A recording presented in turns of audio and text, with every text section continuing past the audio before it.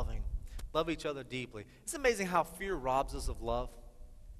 You know, when Jesus said that the love of many will grow cold, my mind went to King James. I think this is wax cold, which is just kind of a real way of saying it's just going to get really, really hard. And fear robs us of love. It's hard to be very loving. You know why? It's hard to be giving.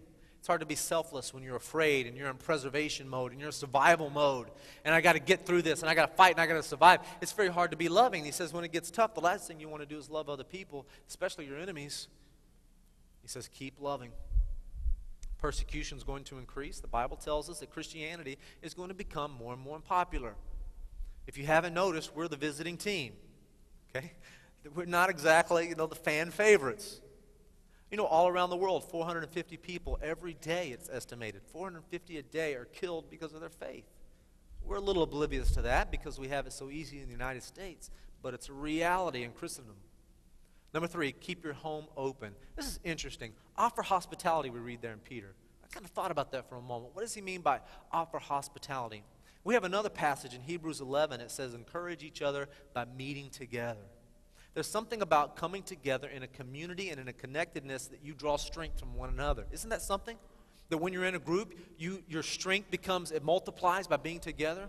That's one of the reasons we make such a big emphasis on home groups and life groups and getting Bible study people together and building those relationships, because when it gets a little bit scary, you're going to need that comfort and the companionship that you provide each other. The last thing I see is keep your hands busy. You read there in 1 Peter, the gift to serve others. And our number one role, our number one job that we've been giving to serve is to spread the good news. Spread the good news because the time is short. I want to tell you about a guy named Harry Truman. Not the president, okay? Another Harry Truman. Harry Truman lived on the edge of Mount St. Helens. He was on the lodge and operated a lodge. And he was an cadre old man, just a big, gruff guy, and he was known with the locals as being a rough, hard, stubborn man. And around 1980, everyone was saying, listen, everybody around Mount St. Helens needs to get out. No tourists, no locals, the state police, the rangers were driving everyone off of Mount St. Helens, and Mr. Harry Truman says, I'm not leaving. And one of the quotes attributed to him was, I know this mountain better than anyone, and she ain't going to blow on me, something like that. He was just confident and sure that Mount St. Helens was not going to blow. Legend has it that on that morning in May in 1980, that Harry Truman was planting petunias in his freshly mowed yard. And suddenly the top blows off. And Mr. Harry Truman was buried under 150 feet now of molten rock. Didn't see the signs of the times. Didn't heed the warnings that were all around him. Look, you need to make preparations. You need to be prepared. Don't panic. Be prepared. Now, some of you here this morning, maybe you're hearing this kind of idea for the first time, and you're thinking, you know what? I don't know that I believe that. End of the world stuff, come on. That sounds like another good script.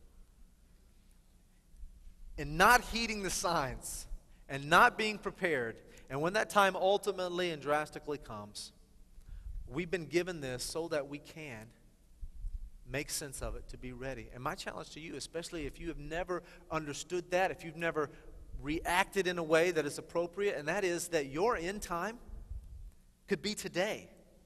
That's why none of us know how long a time we actually have on earth, whether the end of the world happens to, where the Antichrist comes very soon, or whether you actually don't make it through the end of the week.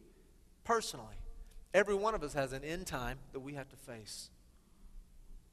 The Bible tells us to make a reckoning with that. If you're here this morning and you've never understood what Jesus Christ has done for you, that he actually has made a way for you to have peace, to know that you will have eternal life with him, that you find your safety and security in what he offers, not in what you think might happen or what you propose will happen.